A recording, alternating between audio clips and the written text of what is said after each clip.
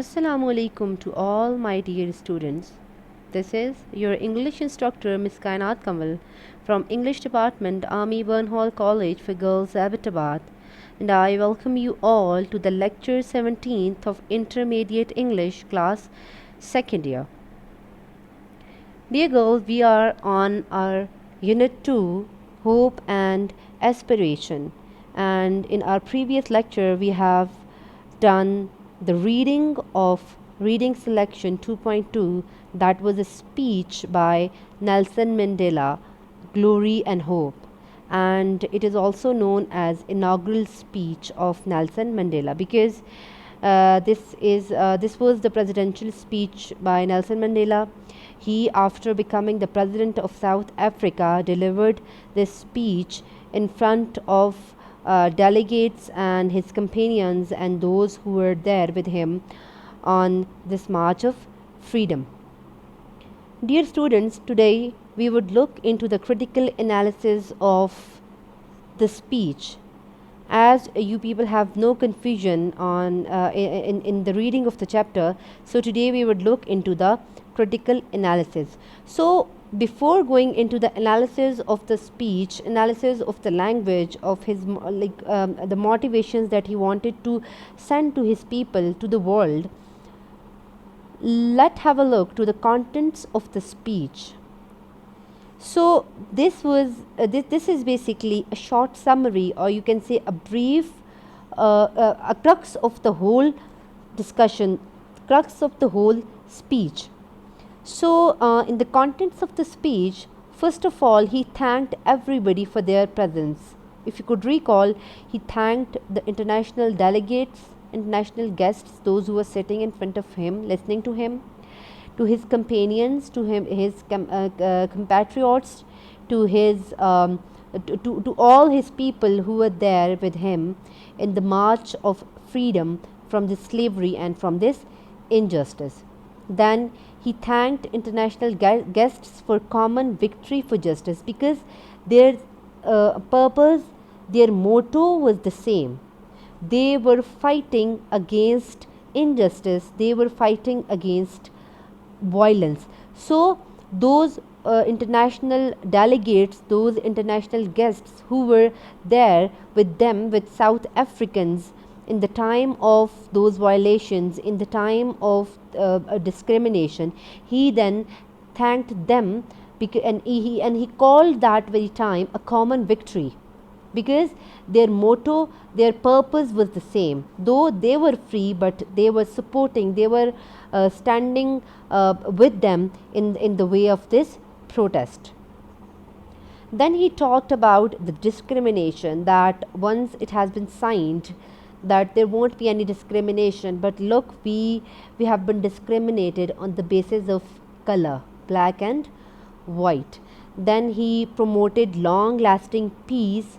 He talked about peace, that our country, our society, our world should be violence free, it should be injustice free, it should be full of peace, and that peace should be long lasting.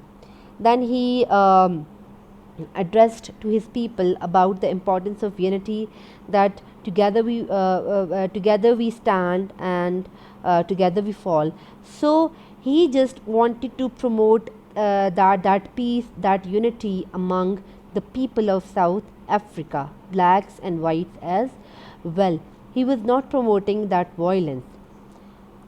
Okay, and at the end he prayed for Africa, a united Africa, a strong Africa with full of peace, with no discrimination, with full of justice and freedom. Okay, so dear girls, in the analysis of speech, we would look into the style of Nelson Mandela, that what sort of style that he has used.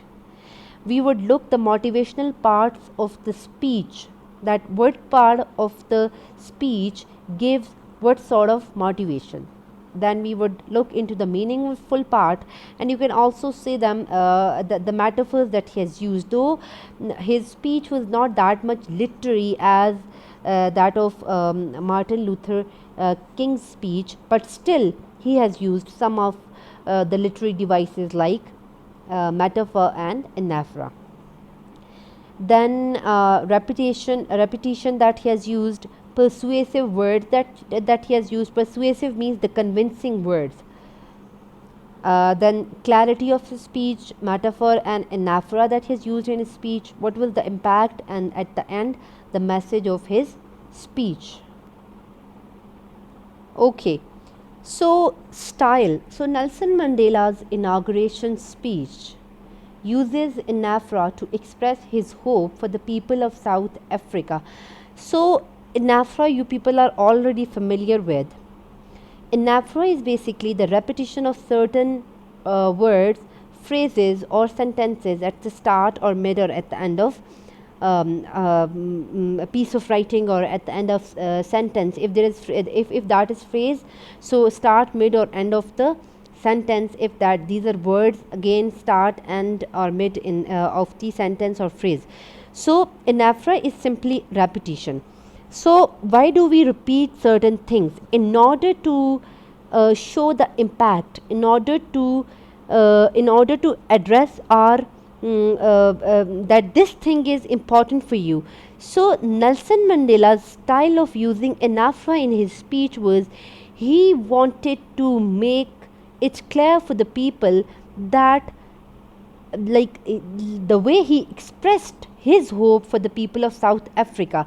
Now the hope of peace, the hope of prosperity, the hope of equal united Africa, the hope of equal united peaceful society where they all would sit together, laugh together, eat together and live together without any discrimination, without any injustice, without any slavery, without any violence. So this was the reason that he repeatedly expressed his views, repeatedly expressed his hope for South Africa and the coming glory as well.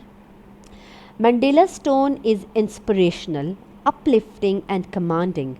Inspirational in the sense that he inspired the world by his words, by his actions. The way he stood for the rights of blacks, the way he brought that freedom, he brought that independence for them. It was not a small thing being a black president in a society where blacks were discriminated.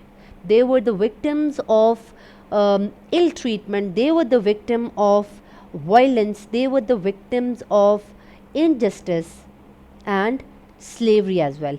So he inspired the whole world, he inspired the people, he inspired the society, the community in which he was living. And by his inspirations, by his uplifting words, by his commanding words, he inspired the whole world. That was the reason that international guests, they were sitting in his speech, during his presidential speech, because they were promoting the mindset of Nelson Mandela. They were promoting the purpose of Nelson Mandela, and the purpose was common. The purpose was the victory of peace, the victory of justice. So uplifting in the sense that the words were this much boasting that it not only arose the hope of unity, the hope of peace, the hope of equality in the minds of black South Africans, rather in the minds of whites and to the whole world as well. And he was commanding, still he was not promoting violence. Still he was so humble, he was so calm.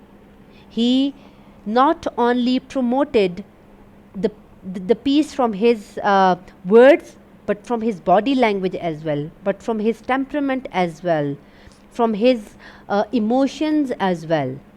So throughout his speech he was so calm and he was so at peace. This basically shows his temperament, not being so aggressive, not being so violent. He was calm, and it seemed as if he was asking, he was requesting for peaceful, united, slavery free South Africa. Okay, so now moving toward the motivational part of Nelson Mandela's speech, Glory and Hope. The time for the healing of wounds has come. Now, metaphorically, he says, healing of wounds. There was no such visible wounds. There was no wound of knife or no wound of sword. Rather, these were the wounds of practices. These were the wounds of words. These were the wounds of the treatment, the ill treatment of the whites of the world. So he said that this is the time of our freedom. This is the time I, the black, has become the president of this state. That is our identity. That is our land. And now this is the time we would heal the wounds that has been like that have from centuries, from years. We are facing this turmoil. We are facing this triumph.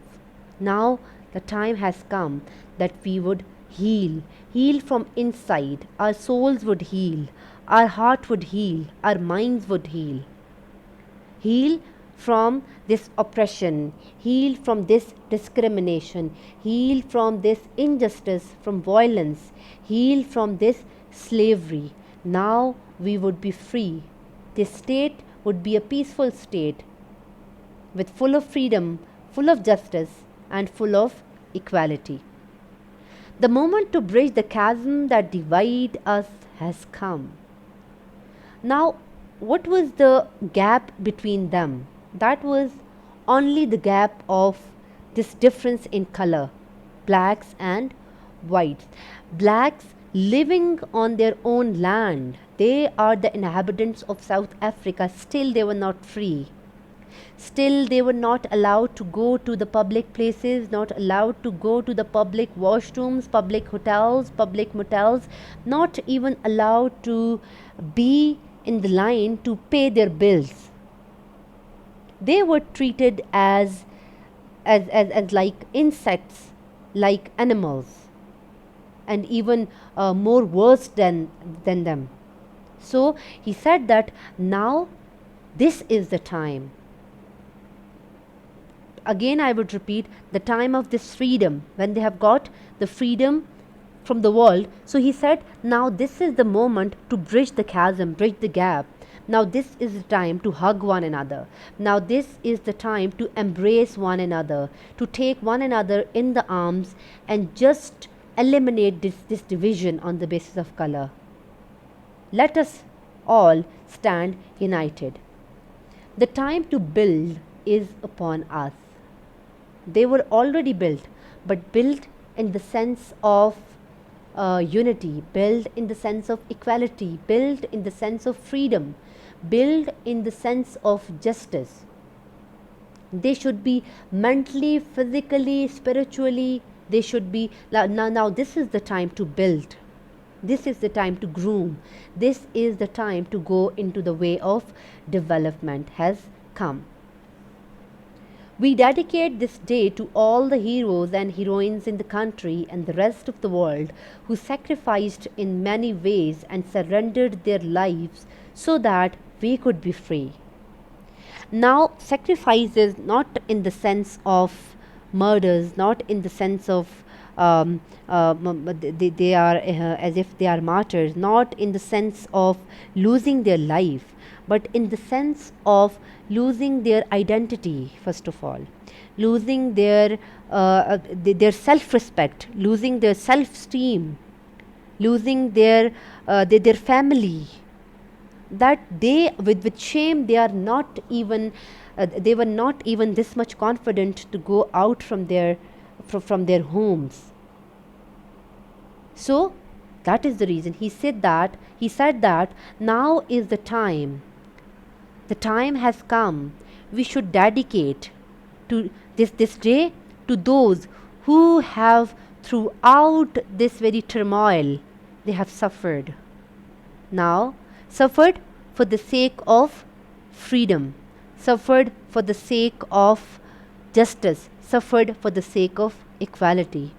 We are here to dedicate this day to all those heroes and heroines, those who have surrendered their lives and they have welcomed this slavery, they have welcomed this injustice in order to stay in their own land. Their dreams have become reality. Freedom is their reward. Now, what was the dream of a black? Their dream was a united, equal, injustice free society. It was their dream. Now, after the sufferings, after the hardships of blacks leaders, their dreams have become reality. Their dreams have been converted into realities. Now, what has been given as a reward to them? That was the freedom. Freedom from all those discriminations, freedom from injustice, freedom from inequality, freedom from violence, freedom from slavery. Now they are free. Now they can live in their own in their own land. Now they can take a deep breath. Okay, now move to the meaningful part of the speech, and I hope up till now everything has been clear to you people. We must act together as a united people for national reconciliation, for nation building, for the birth of a new world. Let there be justice for all. Let there be peace for all. Now, if you could analyze this very sentence, the phrases, you could see that Nelson Mandela has not only addressed the blacks, those who were suffered, those who were the victims of discrimination, those who have surrendered their lives. Rather, he has addressed, he has taken into the accounts all the people living in the nation. He talked about unity. He promoted unity by saying that we must act together, whites and blacks and the whole world, as a united people, as if we all are black Africans, not only whites, not only blacks, for national reconciliation. What our purposes are and what we would get from it. So definitely when they would act together, when they would all be united, when there would be national reconciliation, whatever they would do for the sake of their nation, for the sake of their country. Whatever they would do for the betterment of their country. So nation would definitely build and it would develop in good ways. And then after talking about people, then national reconciliation, then nation, and then he talked about the world, that yes, then we can give the birth of a new world that is full of peace, with no slavery, with no injustice, with no violence. Let there be justice for all of us, not only for blacks, and let there be peace for all of us, not only for blacks. Because every one of them except blacks, they were enjoying their basic human rights, they were enjoying that freedom, justice, they were enjoying that peace. But he not only identified them, rather he talked about everybody, let there be justice for all, let there be peace for all. The main theme of the speech are in these lines, where he is talking about the unity and justice and peace for all. So basically this was the crux of his speech, promoting unity, justice and peace for all the world, not only for South Africa, not specifically for blacks. Okay, now look into the repetition. The words we and are repeated many times in the speech. By making use of these words again and again, he emphasizes on the fact that now there is no difference between black and white people. Yes, I have already told you about this, that he not only used we or blacks, rather he said our interests, our nation, our development, peace for us. Fine. So his, like, the reason of his the main reason of using these words was he only wanted to emphasize on the fact, and the fact was no discrimination, no differences on the basis of color and caste. We all are together, we all are united, we all are with one another, standing together for the benefits of each other. Okay, now moving toward the persuasive words. Persuasive, or I have already told you about that persuasive means the convincing word that he has used in his speech. Justice, strengthen, prosperity, inalienable, indignity, nobility, reinforce. So these were some of the words that he has used in order to convince, in order to put some effect, in order to emphasize on certain things. Okay, clarity. The message of the speech is clear and can easily be understood because the language is not difficult. The language is not literary that much because it is so plain, and whatever he wanted to say, he just said it, irrespective of using any bombastic vocabulary, or irrespective of using any literary device. The language is so plain, and the speech, the message is so clear. As he promotes peace, unity, and justice for all. His speech gave an insight into the long struggle for democracy and into his beliefs about humanity. Yes, this is the most important thing that he was promoting. This speech gave us an insight. It gave us a sense that Nelson Mandela, he struggled for the sake of democracy. Democracy is the government for the people, of the people, and by the people. People, they select government for themselves, for their benefits, and this government is of the people. People, they take decisions in the government. By taking decisions, I want to say that whatever, like, people, they have certain rights in democratic governments. They have certain and the first and the foremost right is right to vote. That was not this right was not for blacks. They were not given this right to vote. So that is the reason he struggled so hard for the sake of this democracy. And this speech also gave us an insight. It also